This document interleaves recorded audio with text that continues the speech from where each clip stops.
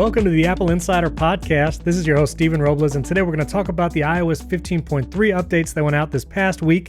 Can the iPhone one day accept payments directly? And got some iMessage tips for you as well. This episode is brought to you by our friends at Truebill. You'll hear about them in a moment. And joining me is my long-worded friend across the pond, William Gallagher. How's it going? Hello. You catch me actually preparing for my own earnings call later. The details are going to be a little slimmer than Apple's, but I think I'm going to beat Wall Street expectations. Yes. Wonderful, wonderful. Well, that's good to hear. And I said long-worded friend because right before we started recording, you've been up for a while because you're over there in the UK. Yes. And so you've had some time to warm up the long words. You used perennial? Like just right off the bat, as soon as you answered the Skype call, you said perennial. Isn't that... I said easy does it. Is that not how Americans answer the phone? Perennial? No? Yeah, that's how we do it. Yeah, I can't think of anything funny to respond with, so I'm sorry. That's okay.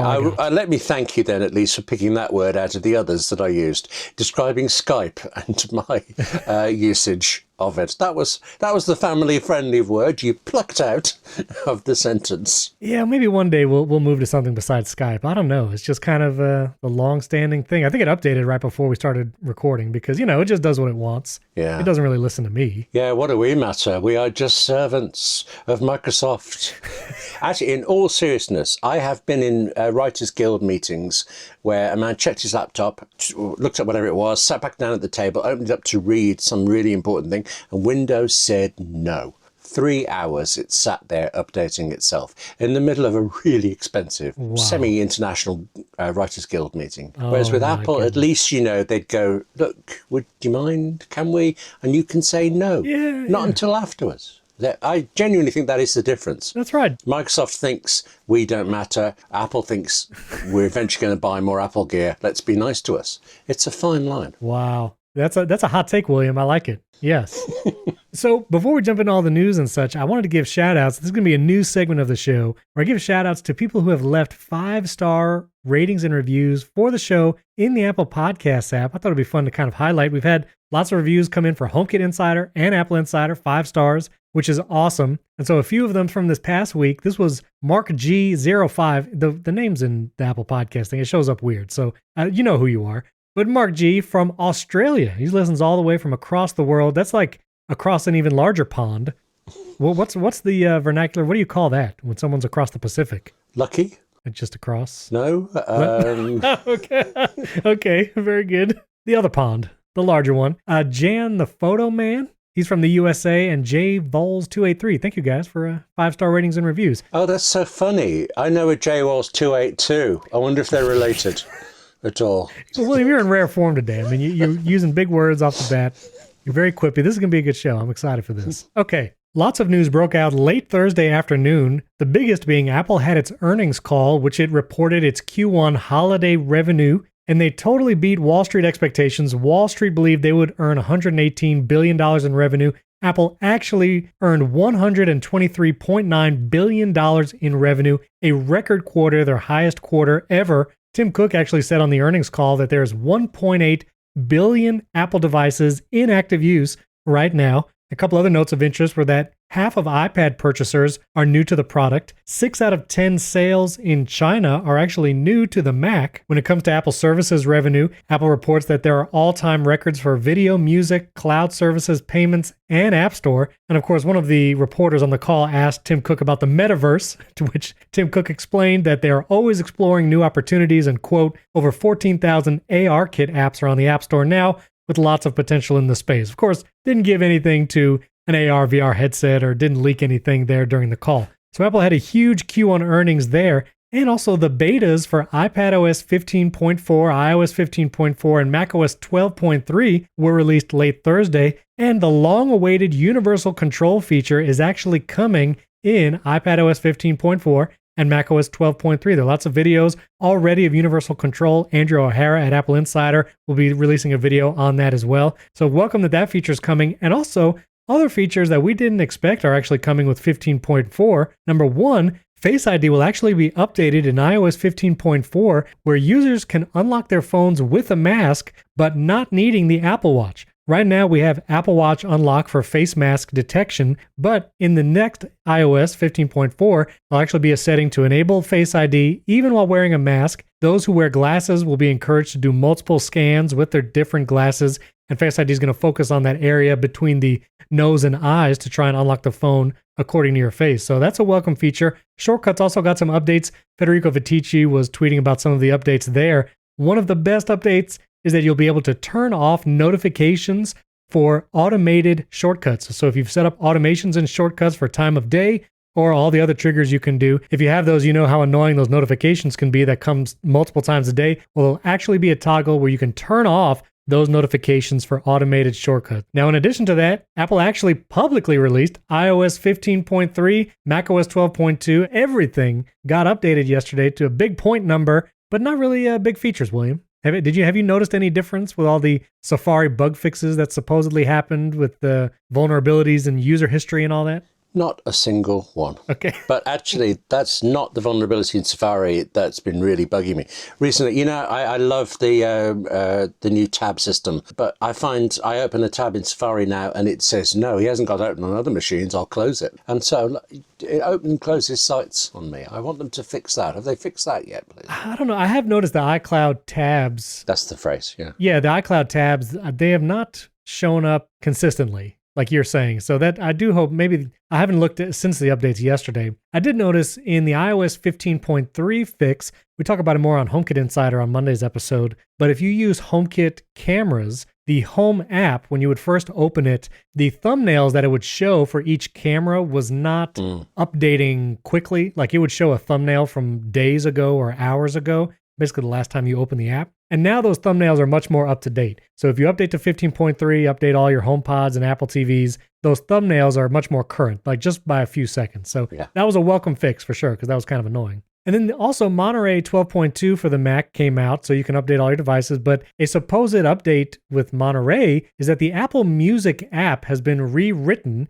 to feel faster, be more fluid and all that. And I've noticed it to be a little faster, I think. But then after a few clicks, it just kind of sat there sometimes and loaded. Have you noticed anything in the Music app? Do you use the Music app on your Mac? Not on the Mac. I don't know why it is. I don't use the Mac or Siri. Excuse me. I don't use the Music app or Siri on the Mac, whereas I use both constantly, so much on every other device I've got, and I have no idea why that would be. So I hadn't noticed. But actually, if it is a bit faster, I might well give it a go. On it. So I noticed it launched faster and initially brought some stuff up faster. Going to the Browse tab where it pulls some playlists, that Apple curates and top songs right now. Yeah. That wasn't as fast, but it's pulling from the internet and refreshing that every time you go to the tab. But I've noticed it a little faster. And then supposedly if you have one of the new MacBook Pros, the 14 or 16 inch with the ProMotion display, there's been some Safari updates where ProMotion is now more fluid and actually takes advantage of that variable refresh rate in Safari. So if you notice that, great. I went to twitter.com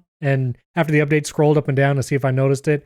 It does not look as good as on my iPhone. The ProMotion display on my 13 Pro, scrolling things like Twitter, the text is much more legible while I'm scrolling, even if I'm moving it semi-quickly. I don't notice that same fluidness on the MacBook Pro just yet, but they might still be tweaking that, as this update said, even yesterday they were tweaking it. So have you noticed any difference there either? Not yet, but the thing is, I don't know what it is about me. I don't tend to notice ProMotion. When you said that about text, I thought, well, actually, yeah, it does sometimes seem a lot crisper than it used to. Is that what I'm seeing?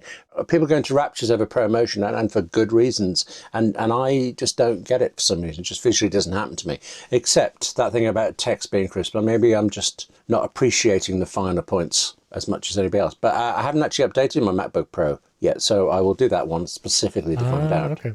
Yeah, maybe it's because you're using such big words, it just wraps to a second line. You don't even notice. It's just using those 8-syllable words. Yeah, it's that hyphenation and justification goes mad in the middle of it all. Yes. That's right. Okay, now let me ask you, this is a side note, because you're a writer, William. On a website, would you prefer that they hyphenate long words across lines, or would you prefer no hyphenation? Oh, you mean because of the line breaks, not that they're actually... Yes. So, 40 years ago, I spent time with an academic and scientist who had worked out, I said hyphenation justification there, and I don't just use those words in that order, that is the phrase, H&J work. They'd done modules for it for computing then. The amount of work that goes into this decision is astounding, because if you ever get it wrong, if you put the classic example everybody gives is if you split a word like therapist and make it the rapist,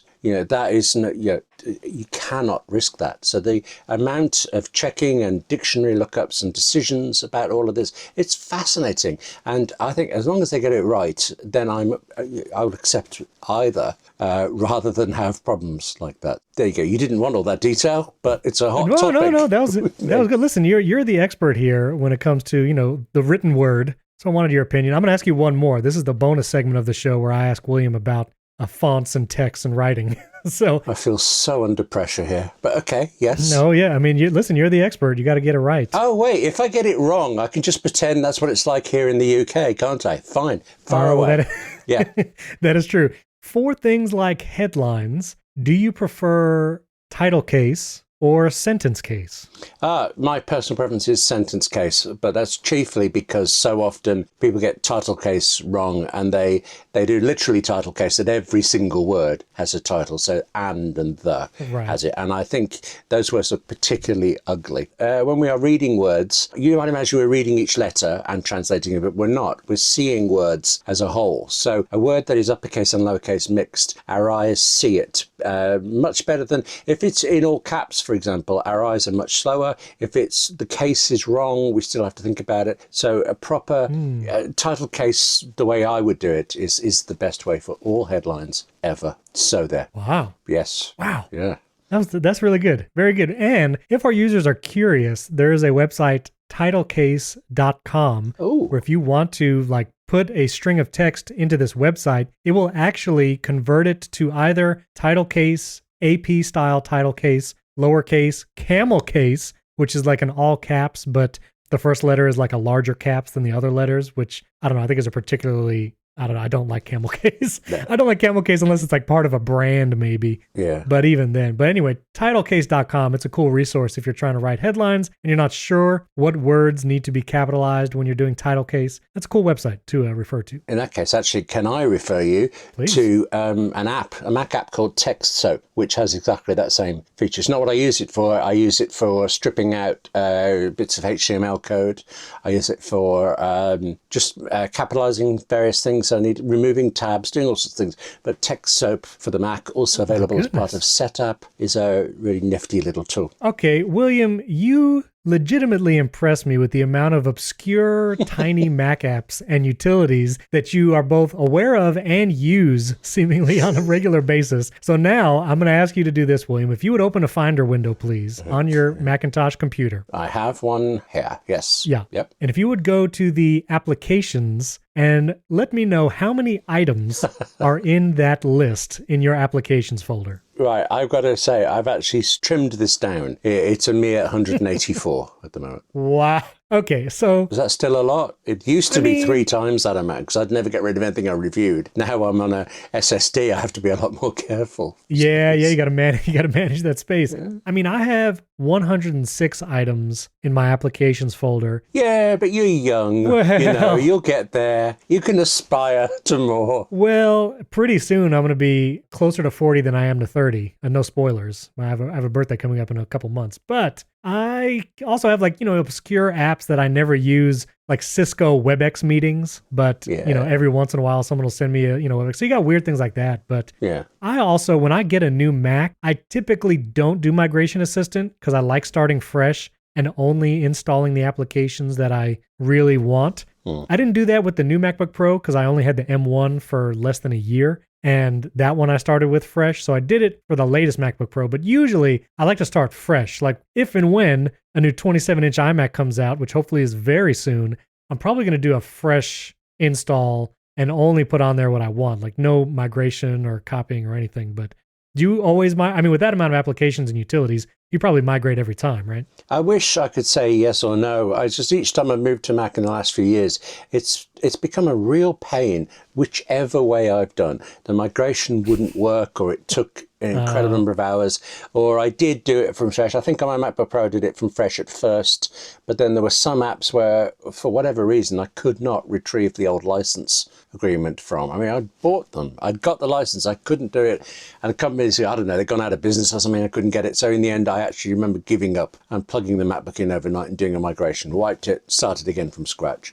So I suppose I've got to say migration, but it's the worst part of moving to a new Mac. It really is. I mean, I'll have to say this new MacBook Pro is the first time I ever did it, and doing it over a Thunderbolt connection, which I was going from an M1 MacBook Pro to an M1 Pro. So it's kind of like the best case scenario. It's all Apple Silicon. They're all modern Macs. It was a good experience in that regard. But I imagine if you're moving from like an older Intel Mac to a brand new M1 Max MacBook Pro, like you're going to run into some stuff.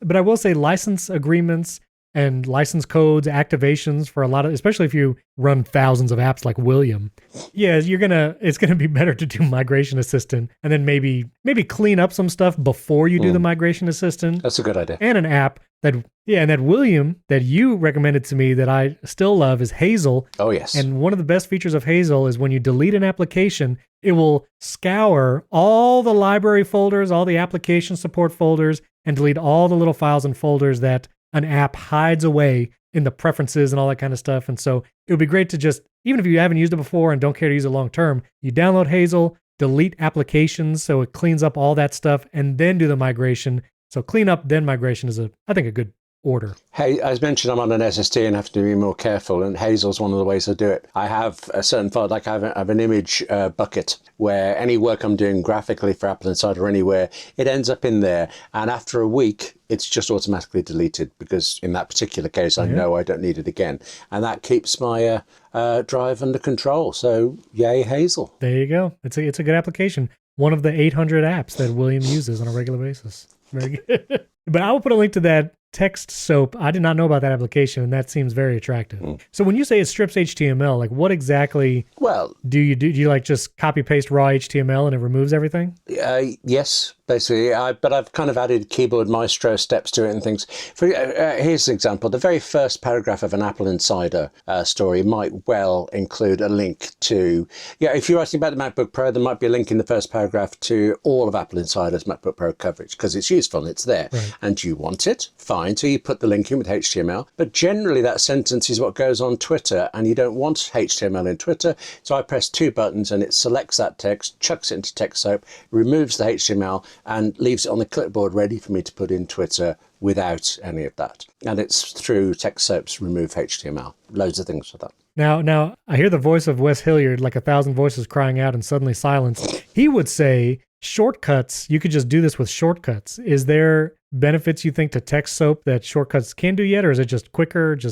What do you think? I've never used shortcuts to do text manipulation. Like that. I don't think I even knew that you could. If you can, then that's how you could do it on an iPad, isn't it? Which is why Wes would know about it first. I don't know the answer. I'm going to have to find out. Shortcuts has commands where you can convert HTML to rich text or plain text and then, copy it back to the clipboard. Again, shortcuts on the Mac have been slightly buggy. You can follow Matthew Casanelli for all the woes of shortcuts on the Mac. We actually talked about it on an interview episode earlier this year, but maybe with some of these bug fixes that just came out this week, it's a little better. But I still hold on to Text Expander, which for what I use Text Expander for, shortcuts could do, but I just find Text Expander to be so fast. And I imagine TextSoap is like that too. It's just super quick and lightweight, that kind of stuff. Actually, I opened shortcuts while he was saying that, and there is no direct way to do this. You can do it the other way around. You can make HTML from rich text, fine.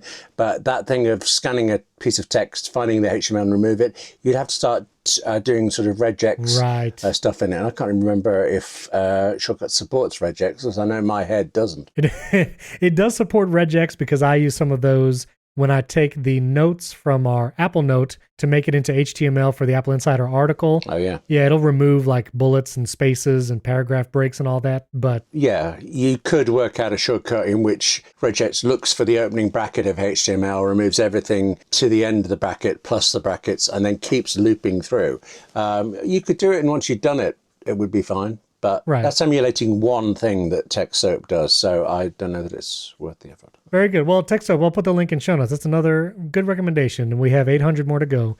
Every time William's on, he will suggest another Macintosh application. Very gladly. Okay.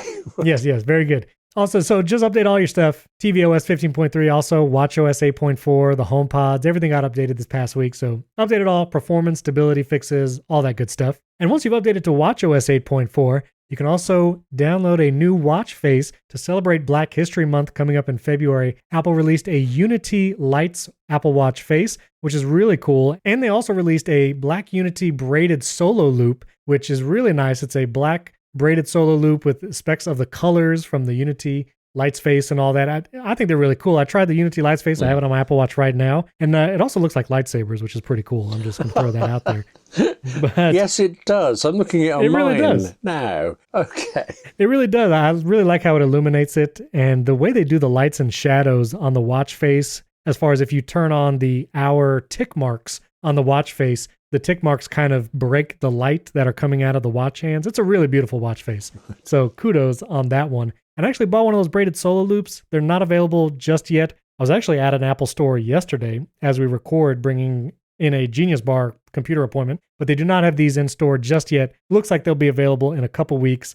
Mine should be coming in the mail next week. I think they said February 2 through 5th. So I'll post some pictures and tweet them out once I get it in. But I like it. I like the watch face too. It's cool. This is actually the first time I remember Apple pushing a notification telling me that there was such a watch face. I haven't seen that before. Yeah, and I don't know. I think there was a Pride Apple Watch face that came out maybe 2 years ago. I don't think there was a notification. I don't know if it just kind of like showed up in the Apple Watch app. But yeah, actually, I did get a notification for this Apple Watch face, and you could add it right away. I know some people were not seeing it or struggling. I don't know if you had to update your watchOS. I don't think you did. No. I think you could add the watch face even if you were on watchOS 8.3. But if you're having issues, maybe restart your Apple Watch, update to the latest software. It should definitely be there. And it's not just a Series 7 thing. I think you can get this on any of the Apple Watches.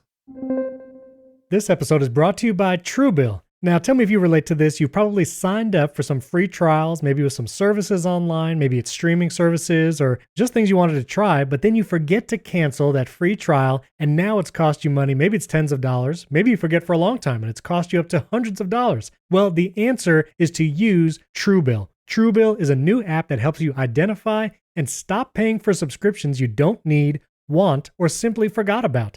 On average, people save up to $720 a year with Truebill. Because companies make subscriptions hard to cancel, Truebill makes it incredibly simple. You just link your accounts and Truebill will cancel your unwanted subscriptions in one tap. Yes, they will actually cancel your subscriptions. It connects using Plaid to your bank or credit card so you know it's safe and secure, and your Truebill concierge is there when you need them to cancel those unwanted subscriptions. I've been using Truebill personally for a while now, and it actually told me when my storage unit went up in price every month. Before the storage company even let me know the price was going up, Truebill alerted me that that subscription went higher. And then I can decide, do I want to go to another one? Do I want to cancel? Truebill gives you that power. Truebill has over 2 million users and has helped them save over $100 million.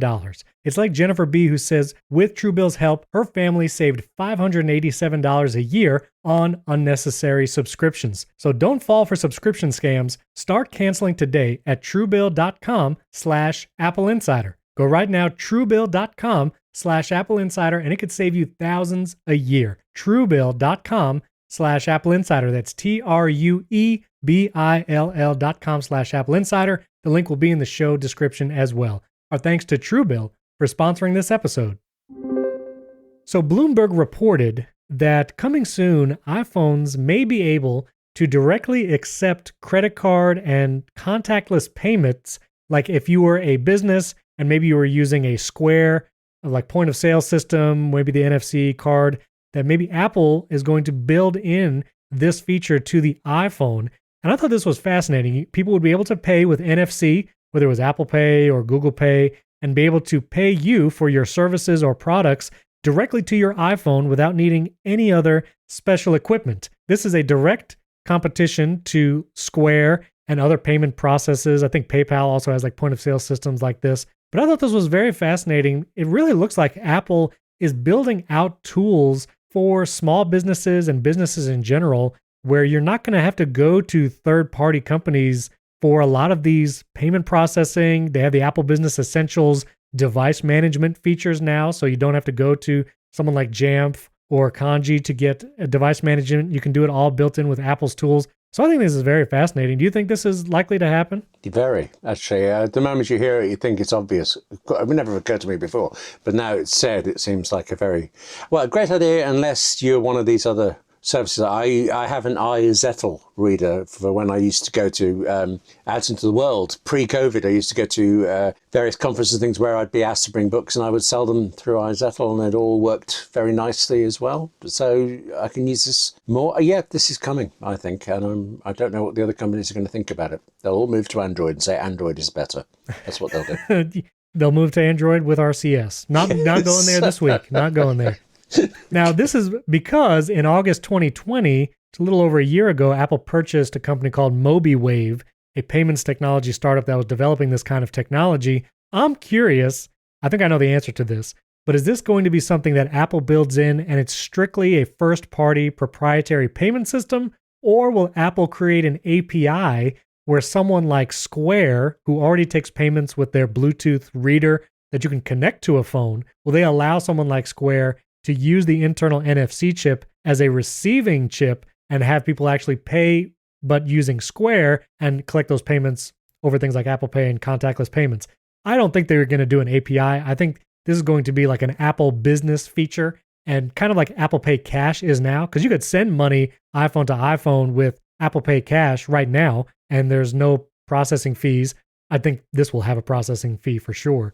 But do you think Apple would open this up to third parties, or is this just going to be an Apple thing? Well, remember that when Safari and things started adding more password things in it, all the password app makers sank in their seats, and suddenly Apple said, and for third parties, they allowed an API for it. So they have a history. They can choose to do it. I can't imagine they would do a payment system for free for one of these people, but I could see them Right. creaming a bit off the top. I don't know what the advantage is to any of these firms. I have used Square. I use Square to send invoices actually to clients, and I've used the Square contactless reader, which is this little rounded square device, like a physical hardware device that you connect via Bluetooth to your phone, and then someone can actually insert a credit card, like full-on credit card chip reader, or they could do the NFC payments with this little Square device. But you have to make sure you have it, that it's charged. You actually have to, make sure it's connected via Bluetooth when you need to use it. So there is a level of friction when you have to use an accessory to accept a payment. But if this was built into the iPhone, you would need no accessory. You don't have to make sure something's charged or on or paired via Bluetooth. You could literally just hold up your iPhone and someone tap their iPhone to yours, and they pay you for a service or for a product. I think it would remove a lot of that friction, which I could see Apple taking a cut of all the payments that use this, even from third parties like Square, but they could also just go with a first party solution and just them, just be available to Apple business users. I suggest they might do it as open to other vendors, but that actually, effectively, it's a first party or anything. Because if I'm looking at that as the Square company, then yes, I know I don't have to make those readers. A Square user or iZettle user, I don't have to remember it, use it, just like you said. But it comes down to I'm using my iPhone to do something, and what is the difference between doing it with Apple's own brand or iZettle or Square's? And there is no technical difference. So I think I would stop signing up for Square. I would just carry on using my Apple accounts that I've already got and I'm already paying for. Right. So they might well be open, but the truth is they know they're going to win anyway. That does sound a bit Apple oppressive. Yeah. Now I've said it. But again, we're not going in there. We're not going there. We're not going to lock in or anything. No. I could do it this week. Not doing it. You're tempting me, so I'm not going to do it. And I think it's interesting, Apple Pay launched with the iPhone 6, I believe, in 2013. Wow. And it's basically 9 years old at this point. But it really just felt like it was during the pandemic in 2020 where contactless payments finally became ubiquitous. I find that there is now rarely a place where I can't use Apple Pay with my Apple Watch. 2-3 years ago, I think it was the case where you had to find the places that did accept it. Like you would know Walgreens accepted it. Maybe if some store upgraded their point of sale system to accept it. But now it really feels like it is everywhere. I know I go to Publix grocery store, they accept it. I go to another food, like a health food store called Chamberlain's here in Central Florida. They now accept Apple Pay. Even the pet store where I go to buy dog food, which you would not think accept Apple Pay. They have one of those card readers that's on like a Ethernet cable and they kind of hand you the whole thing. And, it's got the keypad built in, but that accepts Apple Pay too. I find it now rare if a place doesn't accept it. And so it feels like now would be the time, now that contactless payments have become ubiquitous, at least here in the US, that to launch something like this. What about over there in the UK? Do you find that most places take Apple Pay and contactless payments now? Honestly, when you say things like this, it seems bizarre to me that you ever have to think about it. From the minute Apple Pay existed, it was accepted in the UK everywhere. Wow. There is nowhere that doesn't accept it because we already had contactless systems built in and seemingly far more common than the States. So it made absolutely no difference. There hasn't been one single occasion when there's been any doubts about using Apple Pay.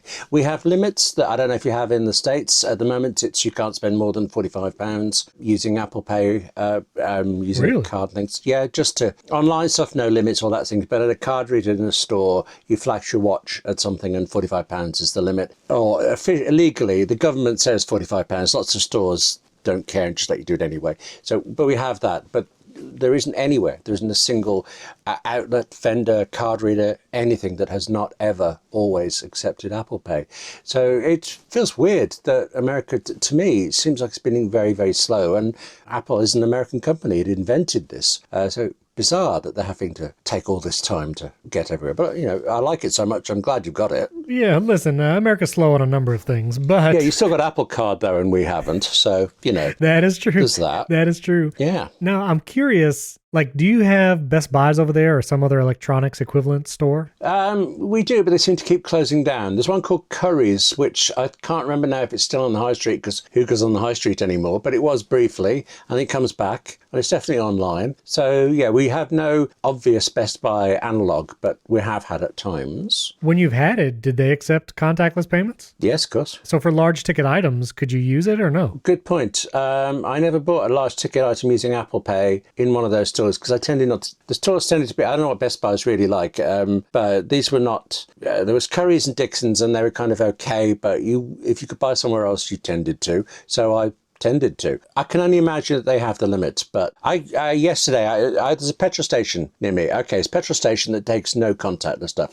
I almost forgot to have a card with me to go to it because I never carry cash. I never carry cards. I've just got my watch now. Yeah. We'll see if this actually comes. I'm very curious about it. I think it would be, again, just be another additional feature in future iPhones. Although I hope they don't limit it to just the newest iPhones. I hope it is something, I don't know. I don't imagine the NFC chip hardware would have to change in a new model because NFC does work both ways. So I don't know. We'll see. Well, we have more rumors and leaks talking about an updated Mac Mini and a larger iMac that's coming. Dylan DKT on Twitter, we've heard from him a lot recently, but he's saying that Apple's going to have a spring event looking like March or April, so we're just a couple months away from it, and that it would feature devices like we've mentioned before, a 5G iPhone SE, a 5G updated iPad Air with A15 processor, and the Mac Mini and iMac with M1 Pro and M1 Max chips. So again, we're hearing so many rumblings and leaks that are coming about this fated Apple event. I can't wait for it. I'm very much looking forward to that larger iMac, and I think it might be my new desktop. We'll see. Do you have any thoughts on anything you're excited and might get from this event, William? I think there's going to be a 5G Apple car,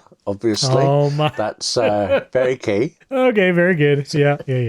5G Apple car. They're getting a 6G. Maybe, no, I don't know. Can't we just be happy with what we've got? There's so many Absolutely. good things. Listen, it's funny you mentioned that. I will say the current lineup of Apple devices is just excellent. Yeah. I mean, using the iPads to edit podcasts is a seamless, more speed. I don't even know what benefit there would be. It works so well. The new MacBook Pros are excellent. The only thing that I want is a Apple display and or a high-end iMac. Because I like the idea of a desktop where it's just sitting there and, I hit the space bar and it just wakes up immediately rather than connecting my MacBook Pro every time. Again, that's a first world problem. I mean, it's very convenient. I have it set up where one Thunderbolt cable powers a ton of devices on my desk here. But I do like the idea of a desktop, maybe a little bit better performance because of heat dissipation and fans and all that. So I'm excited for that big iMac, and I think that's what I'm going to go with. The updated Mac Mini, they would really have to have an Apple display alongside it for me to be tempted by the Mac Mini because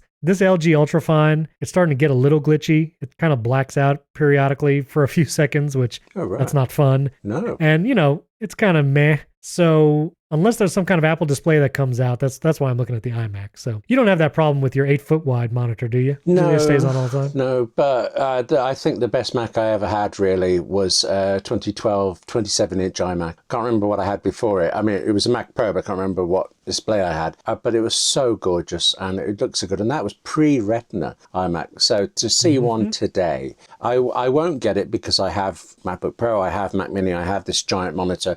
But that is the one that actually I will be deeply envious of you for getting. Yeah, we'll see. We'll see. I went to an Apple store again the other day, and I saw those 24-inch iMacs just sitting there. I'm like, man, those look good. Yeah. I can't wait to see what a larger one looks like. That mint green. Yes. I like that seafoam green. It's very nice. Yeah, that's what I thought. Yes. It's funny, isn't it? There's such gorgeous photography on Apple's sites, but then when you see it, there are some machines that just are better. And the mint iMac is one. I think the green Apple Watch Series 7 is much better in real life than in the photographs. I don't know why that would be. Yeah, that's interesting. Speaking of M1 Pro and M1 Max, Intel released some new chips that it was claiming totally destroys the M1 Max chip from Apple, but there's like 18 asterisks along these claims. The biggest thing that you need to know, listener, is these chips, according to Geekbench testing, this is from PC World, and also AnandTech did some testing of these chips along with the M1 Max, but the Intel chips appear maybe 3 to 4% faster on single and multi-core Geekbench scores, this new Intel chip compared to the M1 Max, and that is actually the margin of error for Geekbench testing. So it does not appear that these Intel chips are really any faster than the M1 Max. And then when you compare it to the power usage, it is just a world of difference. If you use these Intel chips to the maximum power, you're talking about maybe 6 hours of offline video playback. And that's using the GE76 Raider. That was a PC World test. And this is in comparison to the MacBook Pros that could run for hours and hours. So again, the power difference is just massive. You're talking about 100 watts from the PC side as compared to like 40 watts the MacBook Pro uses when it's on load. So again, yes, the Intel chips are 3 to 4% faster, maybe barring any margin of error, and they use a ton more power. So not really M1 Max killers. Except, isn't it impressive that they've done it at all? I mean, imagine if they weren't Apple Silicon. That's true. And these were the processors Apple was buying next. We'd be very pleased with them. Even with the power consumption, we'd be a bit pleased with them, probably. That is true. Although, I have to say, I've been editing video, obviously on my M1 Pro. This is just an M1 Pro MacBook Pro. And I will edit just sitting on a sofa on battery power. I can edit a 15-minute 4K video, putting in transitions, having multicam clips in Final Cut, and even after editing for a couple hours, the battery will be at like 70 to 80%, and I can export it using compressor and then do a bunch of other things like make thumbnails and all that, and it does not even choke, it doesn't slow down, and this is just the M1 Pro Apple Silicon chip, and again, like even after all of that, I'll have 60%, 70% battery left. And so I don't know, I think that battery stuff, especially for those using laptops for this kind of work, that battery life stuff is just excellent. But I bet it doesn't warm up your lap the way the Intel one would. That is true. So in the winter, which one are you really going to go for? I don't know. That's true. And it's winter in Florida right now, William. I don't know if you heard. We hit like 30 degrees as the low right over here in Central Florida. That's a big deal. I'm assuming that's Fahrenheit. Is it? I don't know. Yes, 30 degrees Fahrenheit. Right. Yes. I cannot work out the maths to figure out what that is in real money. But that's cold, is it? Okay. Well, I mean, it's cold for Florida. I've got Alfred. -1 Celsius, 30 degrees Fahrenheit. Okay. Yeah, that's quite nippy. Yes. Yeah, it got below freezing. Now, next week in Florida, the high on Thursday right now is 80 degrees Fahrenheit, which using this Google is 26 degrees Celsius. So, it warms up next week, at least here in Florida. Right. Actually, 26.67 degrees Celsius, according to Wolfram Alpha. So, who are you going to trust? Okay. Well, that is, I'll trust Wolfram Alpha, actually. I'll trust them. Yes. Or well, I wanted to talk about this tip. Actually, Wes Hilliard, again, you hear him every other week here on the show. He actually helped me out on this iMessage spam setting So there's actually a couple tip videos on Apple Insider talking about silencing unknown callers, which if you have not turned the setting on yet on your iPhone, you need to do it yesterday, which you go to the settings app on your iPhone, you go down to phone, and then you scroll down and there's a little option that says silence unknown callers. If you turn that on, anyone not in your contacts already on your phone does not ring your phone. They go straight to voicemail. And it is an incredible feature. It was announced a couple iOSs ago, really cuts down on those spam calls. It's amazing. You should do it. Now, if you're waiting for a call from like a doctor or something, you got to turn it off. Exactly, yeah. Plus, I work occasionally for different parts of BBC Radio, and they will phone me from any number of different phone numbers. And if I have that on, then I lose the work. But so every now I don't turn it on, except when I just seem to have spam calls seem to come in waves. If I'm in the middle of a wave, I'll just think, I don't care about the work. I will use that setting for a couple of days. Right. So you do have to be careful. Again, if you get a lot of calls, if you're in sales or something and you have a bunch of phone numbers that might be contacting you, not in your contacts, it wouldn't be useful for you. I understand that. But I don't know about you, William, but at least here in the US, there's been a lot more spam text messages coming through on phones. I mean, I get spam texts everywhere, almost daily. It's super annoying. So there's actually an option. I asked Apple on Twitter, not personally, I just kind of tweeted out, "Hey Apple," which is not really contacting them, but anyway. I said, "Hey Apple, give us a silence unknown callers, but for messages." And Wes pointed out that this does exist kind of as a setting. So if you go to the settings app on your iPhone, you go to the messages settings, you scrolled all the way down, and there's a filter unknown senders option in messages. Now, if you toggle this on, filter unknown senders, what happens is your messages application now on your iPhone gets broken up into 3 boxes. You have all messages, known senders, and then unknown senders. Oh, yes. Yeah, anyone not in your contacts will get sent to that unknown senders box, and you could just tap the known senders and let that be your kind of default view. Then you could see if you get any notifications or any messages from unknown senders. So I did that, but then I kept getting spam text notifications, and so I was like, okay, but it doesn't fix the notification part. And Wes said, well, actually, there's a setting for that too. And so again, you go back to the settings app, you go to notifications, you scroll down to messages, and once you're there, you scroll down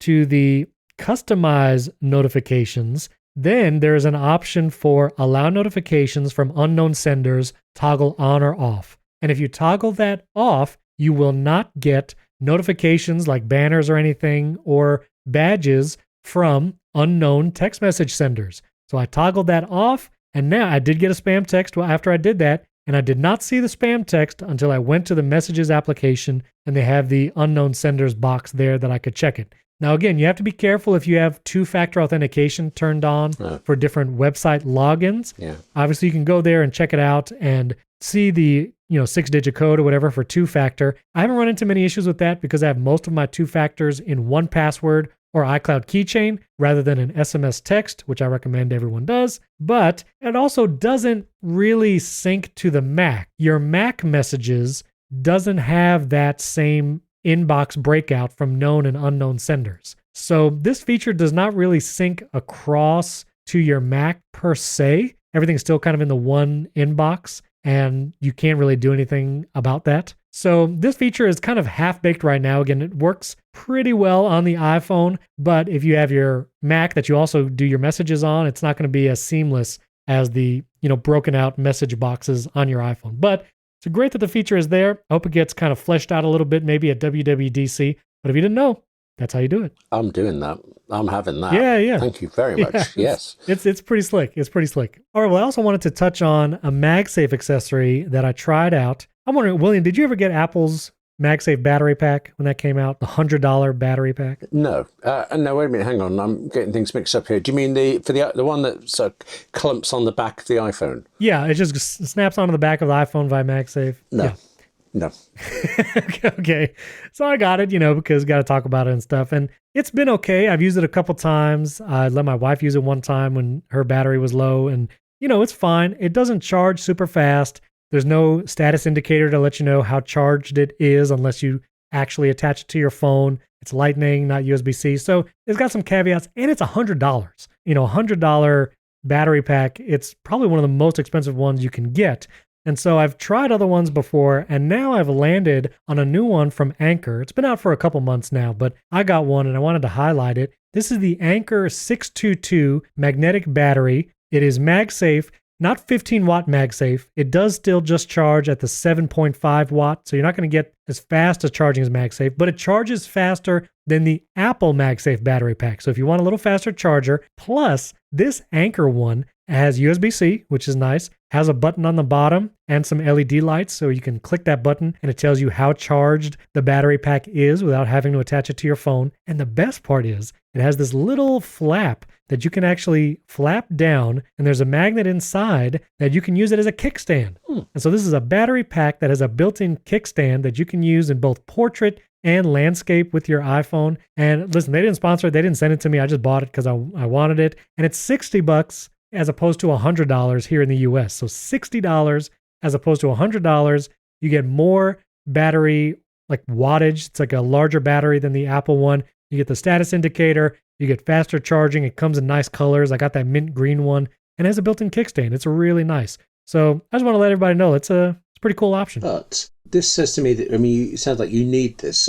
With my iPhone 13 Pro, very rarely do I knock the battery down to nothing for it. I found it much better than even the 12 Pro.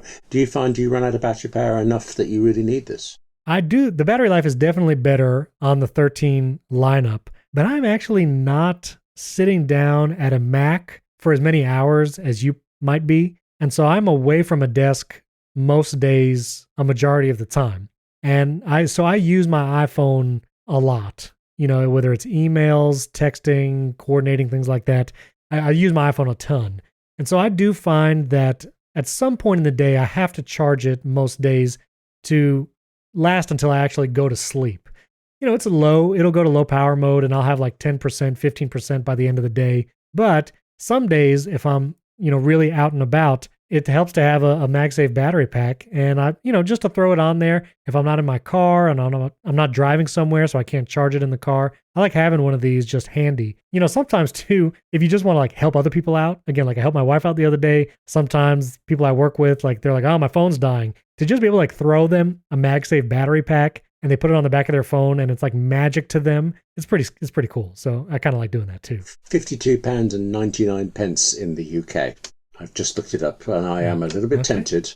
Because I do notice the moment I leave my house, all iPhone, the batteries just start going down and down. I presume it's hunting for things and stuff that I should work on. But yeah, as soon as you said that about being outside, I thought, yes, he's right, actually. Good point there. Yeah, for some reason, I don't know, maybe, although for cellular uses more battery than if it just sits on Wi-Fi all day. So yeah, when you do leave the house, it goes down faster. All right, well, real quick, I wanted to highlight a microphone review that I did up on AppleInsider.com. It's a written review with a bunch of photos. I reviewed the Earthworks Audio Ethos and Icon microphones. I've actually been using the Ethos on the past 2 episodes of the Apple Insider show. I'm using it right now. And so if you like how this sounds, if you hear a difference between this and the Shure SM7B I used previously, this is a really nice microphone. I really love it. You can read the full review. I'll put the link in show notes, but just wanted to highlight that if you're in the market for a high-end microphone or a high-end USB microphone, they also have their Icon, which is USB. It's micro USB, which is unfortunate. I really hope they make a USB-C version soon, but their microphones are just excellent. So I just wanted to highlight that. If you like how it sounds, links in the show notes to the full review. Do I sound velvety to you, William? Always. On this microphone? Always. I go a little weak at the knees, but you know. Yeah. I almost believe you until you said that, but I appreciate it. Thank you very much. All right, 2 listener questions wanted to answer before we round out the show. Holger on Twitter actually asked about iPadOS keyboard shortcuts. He asked, is there a place to see where the keyboard shortcuts are listed?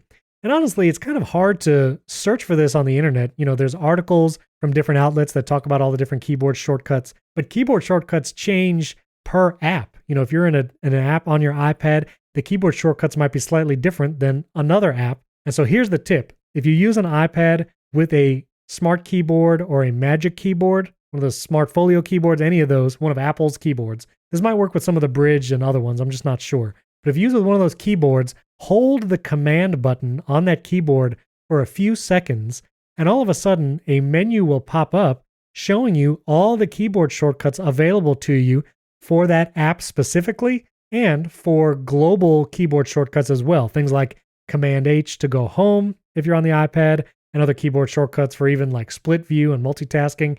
So if you want to know what iPadOS keyboard shortcuts are available to you, hold the Command key for a few seconds while your iPad is connected to a Smart or Magic Keyboard, and that keyboard shortcut menu will pop up and you'll see all the keyboard shortcuts that are available. So it's a nice little tip there. Do you use a lot of keyboard shortcuts when you're using your iPad and Magic Keyboard? Less so with the iPad than with the Mac for some reason. But yeah, Command H, things like that. I realise I know about that thing popping up because I seem to have a habit with the keyboard of resting on the Command key. So I'm reading something and then suddenly there are all the shortcuts in front of me and I keep doing it.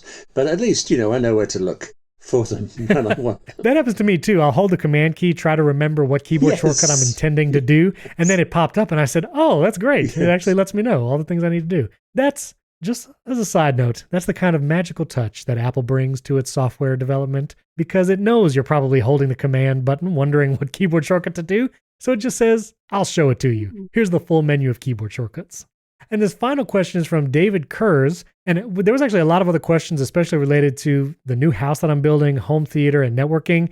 Tune into the HomeKit Insider show that comes out every Monday. There'll be a link in the show description here to go subscribe to that show. But I talk a lot about it. There's actually a video where I show some in-ceiling speakers that I got for the house as well. So I'm kind of chronicling all that on HomeKit Insider. Subscribe to that show. It comes out every Monday. It's a lot of fun. But David Kurz is actually, I might need your help with this, William. I'm not sure a good answer for David. He's actually from Germany, listens to Apple Insider and HomeKit Insider, which is awesome. Thanks, David. He's looking for a way to selectively delete browser history or browser data. Now, you can clear all browser history relatively easily, like just automatically delete everything. But he wants to know, can he delete everything that's automatically older than a day, but keep open tabs available? Now, when I go into Safari, you can go to history and you can do show all history and you can clear history. I don't want to click it right now because I don't intend to clear my history.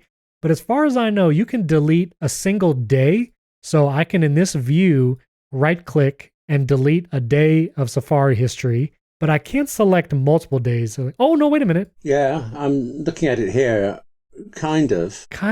I'm being given the option for the last hour, today and yesterday, or all history. So not just yesterday or just everything before yesterday. What I would do is I would automate that so at the end of the day, it deletes all history. Right. Now you can right click a day here. Like if you collapse all the days in the Safari history, you collapse everything, you can right click an individual day and click delete on that day. And it looks like if you click a day, hold shift, click another date farther down the list, you can, if you right click, it'll unselect them. But if you leave them selected, go to edit and then hit the delete there, it looks like you might be able to delete multiple days all at once. But now I'm not sure if you can like select a day and say everything earlier than this day, delete that. I don't see an option for that here in the Safari history. And I don't think there's any shortcuts or anything that lets you do that either. Is there a shortcut for taking you to the bottom of a Safari page? Top, I know. I'm sure there's a keyboard command for like, because home and end, like on a normal keyboard has that. Yes, there is. In that case, I mean, this is so convoluted, but you could have Keyboard Maestro, open Safari, open history. Keyboard Maestro can look for certain things on the screen. So you could say, look for 5 clocks down or something, and select that line and then shift click down to the bottom, hit delete, and when the menu comes up, look for the menu that comes up, you could just about do it, but frankly I'd rather spend 5 days in regex than try to figure this one out.